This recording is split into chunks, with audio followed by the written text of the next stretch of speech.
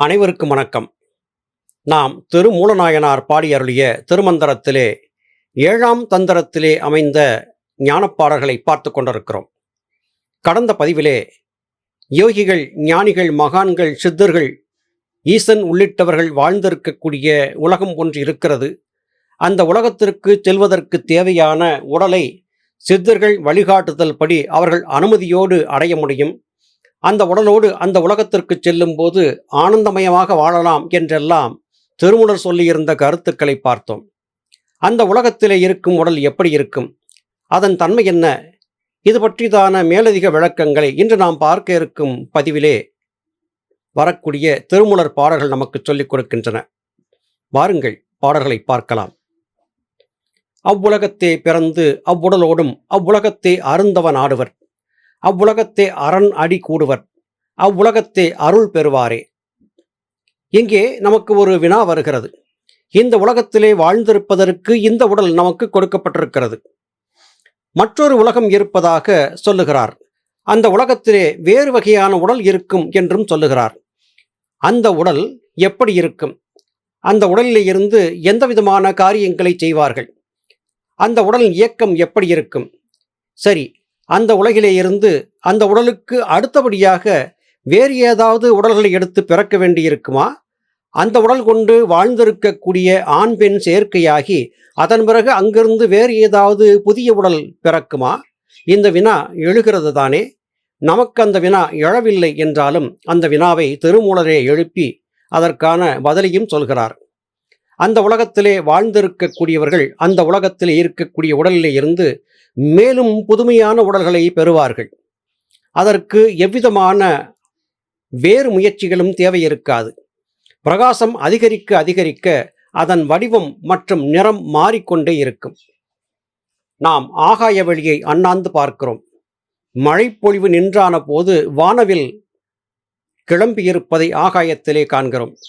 7 வர்ணங்கள் அந்த வானவில்லிலே இருப்பதை பார்க்கிறோம். இந்த 7 நிறங்கள் எப்படி வந்தன? கதிரவனின் சுடற்கிரணங்கள் சாதாரணமாக பூமியிலே படும்போது மஞ்சள் நிறமாக இருக்கிறது. அதிலே வேறு நிறங்கள் இருப்பதாக காணவில்லை. அப்படி இருக்கும்போது இத்தனை நிறங்கள், இத்தனை வர்ணஜாலங்கள் எப்படி ஏற்பட்டன என்று எண்ணி எண்ணி பார்த்து வியக்கத்தான் வேண்டியிருக்கிறது.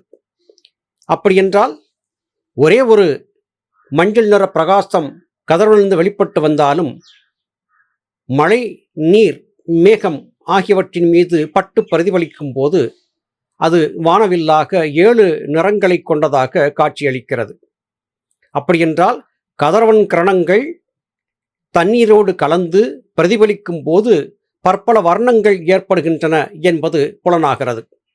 அதுபோல நாம் ஜோதி தேகத்தை பெற்றிருந்தாலும் ஞானிகள் மகான்களின் சமீபத்தாலும் அந்த ஜோதி உடலிலே இருந்தபடியாக நாம் தொடர்ந்து செய்யக்கூடிய யோக பயிற்சிகளின் காரணமாகவும் அந்த உடல் பெற்றிருந்த ஜோதி உடலின் நிறம், வடிவம் ஆகியவை சற்று மாறுபட்டு மற்றும் ஒரு புதுமையான உடல் என்பது கிடைக்கும் என்று இப்பாடல் மூலமாக புரிந்து கொள்ள முடிகிறது. அந்த உடலை பெற்றாகிவிட்டால் அதன் பிறகு எம்பெருமான் ஈசனுடைய திருவடிகளிலே சென்று சேருவதற்கு தடையேதும் இல்லை என்றாகிறது.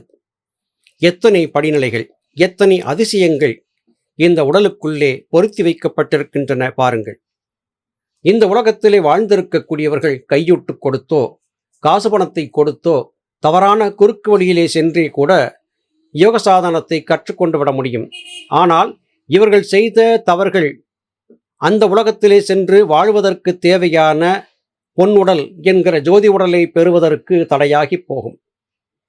இவற்றையெல்லாம் தாண்டி நல்லதொரு ஜோதி உடலை பெற்று சித்தர்கள், முனிவர்கள் வாழ்ந்திருக்கும் உலகத்திற்கு சென்று சேர்ந்தான பிறகும் காரியங்கள் நின்றுவிடப் போவதில்லை. அதன் பிறகும் தவ வாழ்க்கை தொடர்கிறது. இது உண்மையா என்று கேட்டால், இந்த உலகிலே யோக சாதன பயிற்சியின் ஒரு வடிவத்தை மற்றவர்களுக்கு அறிமுகப்படுத்திய பரமஹம்ச யோகானந்தர் அவருடைய குருநாதர் சுவாமி யுக்தேஸ்வர் கிரி என்பவர் தான் சமாதி நிலை சென்றான பிறகு யோகிகள் வாழ்ந்திருக்கும் உலகத்தில் வாழ்ந்து கொண்டிருப்பதாகவும், அங்கே யோகதவம் செய்து கொண்டிருக்கக்கூடிய யோகிகளை மேலாண்மை செய்வதற்கான பொறுப்பு தனக்கு கொடுக்கப்பட்டிருப்பதாகவும் யோகானந்த பரமஹம்சருக்கு சொல்லியிருந்த கருத்துக்களை ஒரு யோகியின் சுயசரிதை என்கிற நூலிலே நம்மால் காண முடிகிறது. இந்த விளக்கத்தை அறிந்து கொள்ள அந்த நூலை வாங்கி வாசித்து பாருங்கள். அப்படியென்றால் யோகிகள் வாழும் உலகத்திலே சென்றான பிறகு நம்முடைய பணிகள் முடிவடைந்து விடவில்லை. மேலும் நம்முடைய தவ வாழ்க்கை தொடங்கிக் கொண்டேதான் இருக்கிறது. அப்படியென்றால் நாம் வாழ்ந்திருக்கும் இந்த உடலிலே நாம் பெற்ற அற்ப ஆற்றல்களுக்காக நாம் பெரிதாக அலட்டிக்கொண்டால் நாம் எத்தனை பெரிய மூடர்கள் என்பது இப்போது தெள்ளத் தெளிவாக விளங்கியிருக்கும். கொண்ட குறியும் குலவரை உச்சியும் அண்டமும் அண்டத்து அமரரும் ஆதியும் என் திசையோடும் என் கைத்தலத்தின் உள் உண்டு எனில் நாம் இனி உய்ந்து ஒழிந்தோமே. வேறு உலகங்கள் இருக்கின்றன. அந்த உலகங்களிலே தேவர்கள் முதலாகியவர்கள் இருக்கிறார்கள். அவர்களுடைய கட்டுப்பாட்டில் நாம் இயங்கியாக வேண்டும் என்றெல்லாம் நாம் கருதியிருந்தால் நாம் மறுபடியும் இந்திரனை வணங்க வேண்டும், யமனை வணங்க வேண்டும், குபேரனை வணங்க வேண்டும் என்கிற மறுபடியும் கீழான நிலைக்கு சென்று விடுவோம். இவையெல்லாம் தத்துவங்கள் என்பதை புரிந்து கொள்ள வேண்டும். ஒரு குறிக்கோளை கை கொண்டு யோக பயணத்திலே செல்லக்கூடிய ஒருவர் மனதை தடுமாற விடக்கூடாது. யோகிகள் ஞானிகள் சொல்லிக் கொடுத்த வாக்கியங்களை எல்லாம் விட்டுவிடாமல் இறுகப்பற்றி பயணிக்க வேண்டும்.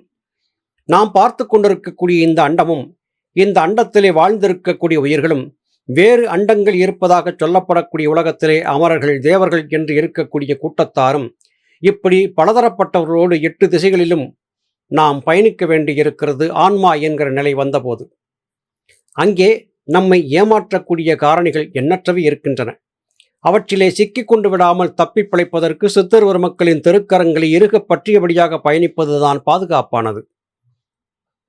உண்மையாக சித்தர் ஒரு மக்களுடைய கைத்தலத்தை அவர்களுடைய கரங்களை பற்றி பிடித்தபடியாக நாம் பயணிக்கும் போது நம்முடைய கர்மவினைகள் முற்றுமுதலாக தொலைத்தெறியப்பட்டு நாம் பாதுகாப்பாக ஒரு தந்தையின் கரங்களை பற்றியபடி பயணிக்கக்கூடிய குழந்தையைப் போல பராபரத்தை நோக்கி இனிமையாக பயணிக்க முடியும்.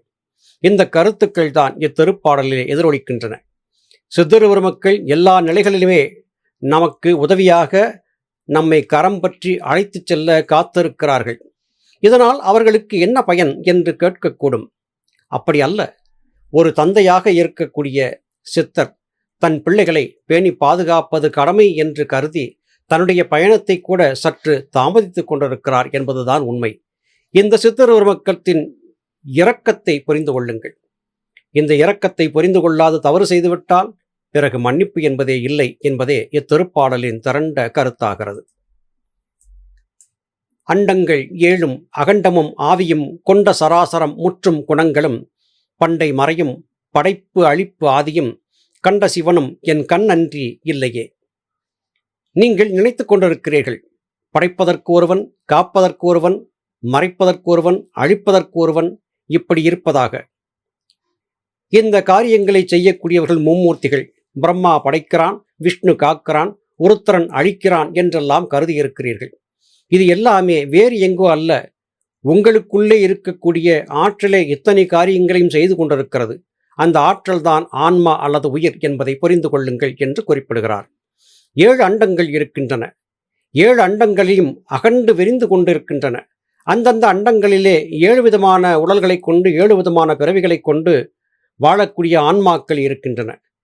ஆனால் அந்த உலகங்களில் இருக்கக்கூடிய ஆன்மாக்களால் ஆத்ம பிரகாசத்தை அதிகரித்து கொள்ள வழியில்லை. அதிகரிக்கப்பட்ட ஆத்ம பிரகாசத்தின் வடிவங்களை என்ன மாற்றிக்கொண்டு வரலாமே அல்லாது ஆத்ம பிரகாசத்தை அதிகரிப்பதற்கு நாம் சுமந்திருக்கக்கூடிய இந்த மானுட உடல் மாத்திரமே தகுதியானது. எனவே இந்த தகுதியான உடலை கொண்டிருக்கக்கூடிய நாம் நேர்வழி நடந்து ஞானிகள் மகான்கள் சொல்லிக் கொடுத்தபடியாக பயணிக்க வேண்டும். அதை விடுத்து வேதங்கள் புராணங்கள் என்கிற கட்டுக்கதைகளை எல்லாம் வியாசமுனிவன் வெறித்து வைத்தானே, அதை உண்மை என்று நம்பி படைத்தல், காத்தல், மறைத்தல், அழித்தல், அருளல் என்கிற காரியங்களை எல்லாம் எங்கெங்கோ இருக்கும் தேவர்கள் செய்து கொண்டிருக்கிறார்கள் என்று கருதினால் நீங்கள் ஏமாந்துதான் போவீர்கள் என்று திருமூலர் எங்கே உறுதிபடச் சொல்கிறார்.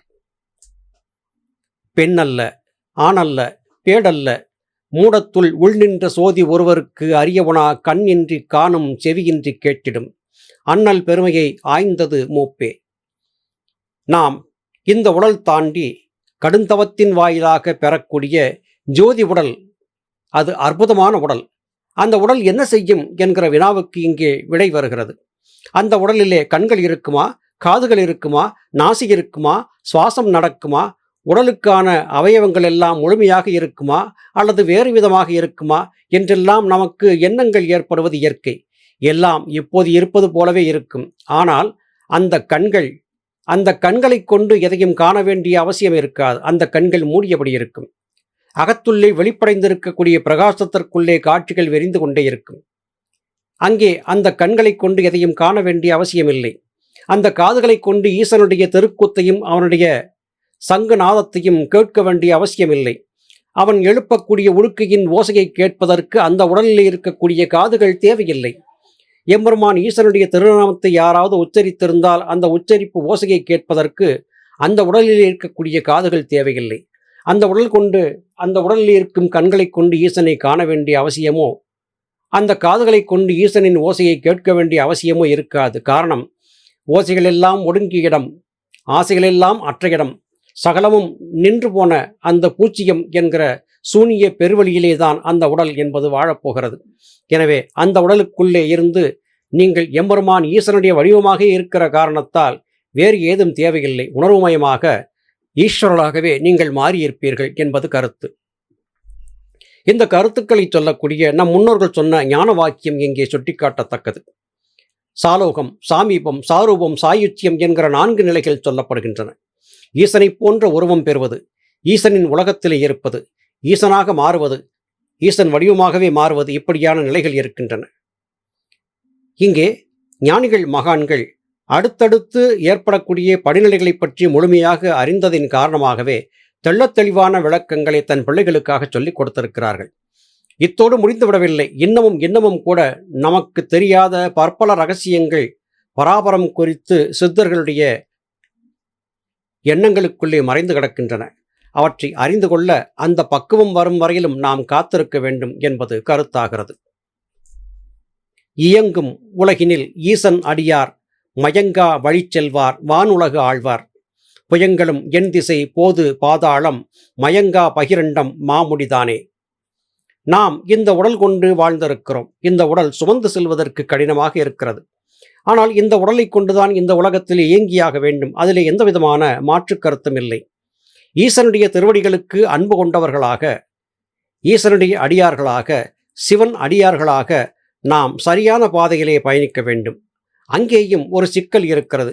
சிவனடியார்களாக மாற வேண்டும் என்று கருதிய போது வடிவ மாற்றங்கள் மாத்திரமே அங்கே குறிக்கப்படுகின்றனவே அல்லாது என்ன மாற்றத்திற்கான இயற்கை அங்கே காட்டப்படவில்லை. உருத்திராக்கம் தரிப்பது, காஷாயம் போனுவது, ஜடாமுடியை உருவாக்கிக் கொள்வது, பாதக்கருடு அணிவது, உடல் முழுவதும் வெண்ணீற்றை பூசிக்கொள்வது, இப்படியான தோற்றத்தை மாற்றிக்கொண்டு விட்டால் சிவனடியார்கள் என்று நாம் கருதி இருக்கிறோம். அது அல்ல என்று இங்கே திருமூலர் தெளிவாக சுட்டிக்காட்டுகிறார். இது மயங்கக்கூடிய பாதை என்று குறிப்பிடுகிறார். உங்களுக்கு குழப்பத்தை ஏற்படுத்தக்கூடிய பாதை என்று. மயங்காத வழி செல்ல வேண்டும் என்றால் நீங்கள் சித்தருவர மக்களின் கூற்றுக்களை சரியாக புரிந்திருக்க வேண்டும். வானுலகத்தை ஆளக்கூடிய ஆற்றலை எல்லாம் நீங்கள் பெற முடியும். எப்போது? எந்த விதமான எதிர்பார்ப்பும் இல்லாமல் இந்த பிரபஞ்சம் முழுவதையும் ஈசனின் தோற்றமாக, அந்த ஈசனின் தோற்றமே தான் என்பதையும் புரிந்து பயணிக்க பழக வேண்டும். அப்படி பயணிக்கும் போது 8 திசைகளிலும் பயணித்தாலும் கூட உங்களுக்கு எந்த விதமான துன்பமும் ஏற்படாது. அது மாத்திரமல்ல, பாதாளத்திற்குள்ளே சென்று மறைந்து கொண்டாலும் கூட உங்களுடைய ஆற்றல் குன்றி போகாது. உங்களுக்கு கேள்வியான நிலை என்பது ஏற்படாது. இந்த பகிரண்டம் என்பது உங்களை ஏமாற்றி பயமுறுத்தி கொண்டே இருக்கிறது. ஏதாவது ஒன்றை காட்டி காட்டி உங்களை அதற்குள்ளே தள்ளிவிட பார்க்கிறது. நீங்கள் ஏமாந்து விடாமல் பயணிக்க பழக வேண்டும். அப்படி பயணித்தால் மிகப்பெரிய உயரமாக சொல்லப்படக்கூடிய இமயத்தின் உச்சியிலே எம்பெருமான் ஈசனுடைய சன்னிதானத்திலே நீங்கள் சென்று சேர முடியும். இமயம் என்று சொன்னவுடனே பூமியிலே இருக்கும் மலைமுகடு என்று எண்ணி விட வேண்டாம். இமயம் என்பது இமைகளின் மையம், புருவ மையம், சொலுமுனைத்தானம். அந்த இடத்தை கடந்து எம்பெருமான் ஈசனுடைய கருவறைக்கு செல்ல முடியும். எப்போது? சித்தருபுரமக்களுடைய அனுமதியும் ஆசியும் கிடைத்த போது. நல்லது சகோதர சகோதரிகளே, மீண்டும் அடுத்த பதிவிலே உங்களை சந்திக்கிறேன். அதுவரையிலும் நன்றி, வணக்கம்.